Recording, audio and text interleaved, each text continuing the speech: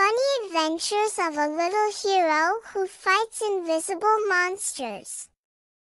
Once upon a time, in a quaint village nestled between rolling hills, there lived a little boy named Leo. Leo was no ordinary boy. He had a vivid imagination and a brave heart. What set him apart was his unique ability to see and fight invisible monsters that no one else could see. These monsters loved to play tricks on the villagers, causing minor mischief and chaos. Leo took it upon himself to be the village's secret hero. One sunny morning, as Leo was getting ready for another day of adventure, he heard a commotion outside.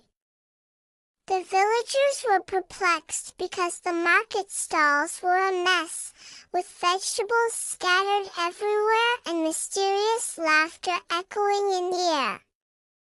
Leo knew it was the work of the invisible monsters.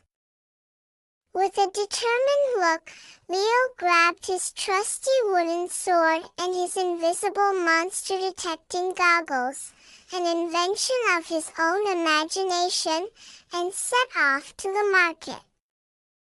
He squinted through his goggles and saw the mischievous monsters, tiny and transparent, giggling as they knocked over more apples and carrots. "Stop right there!" Leo shouted, pointing his sword at the invisible culprits. The monsters froze, surprised that someone could see them. They tried to flee, but Leo was too quick. With a few swift moves, he chased them out of the market, restoring peace to the stalls. The villagers cheered, although they couldn't see what had caused the trouble or how it was resolved. They thanked Leo, who just smiled and shrugged, keeping his secret safe. That evening, Leo heard a strange noise coming from the village well. As he approached, he saw the rope lowering the bucket by itself. Peering through his goggles, he saw the monsters pulling the rope, trying to fish something out. Leo knew he had to act fast. "Not so fast, you tricky monsters!" Leo shouted. He grabbed the rope and pulled it up with all his might. The monsters, caught off guard, tumbled into the bucket, making it easier for Leo to lift them out and set them free in the meadow, far from the village. The next day, Leo's friend, Mia, ran up to him, breathless. "Leo, my kite is stuck in a tree, and it keeps moving higher every time I try to reach it."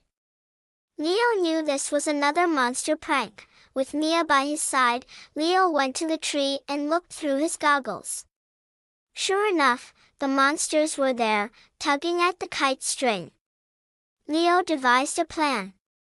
He whispered to Mia, and together they made a distraction, throwing pebbles to one side. As the monsters turned to see, Leo climbed the tree swiftly and retrieved the kite, scattering the monsters once more. Mia hugged her kite and thanked Leo. "You're amazing, Leo. How do you always know what to do?" Leo winked. "Just a lucky guess."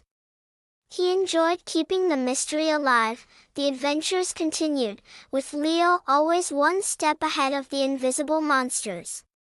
Whether it was untangling the laundry, fixing mysteriously broken toys, or calming the village animals, Leo was always there, brave and ready. One night, as Leo was drifting off to sleep, he heard a soft, whispery voice. It was the leader of the invisible monsters, thanking him for his kindness and promising to be more considerate. From that day on, the invisible monsters became playful friends rather than nuisances, and Leo was happy knowing he had made a positive change. And so, Leo's days were filled with laughter, adventures, and the joy of helping others, proving that even the smallest heroes can make the biggest difference.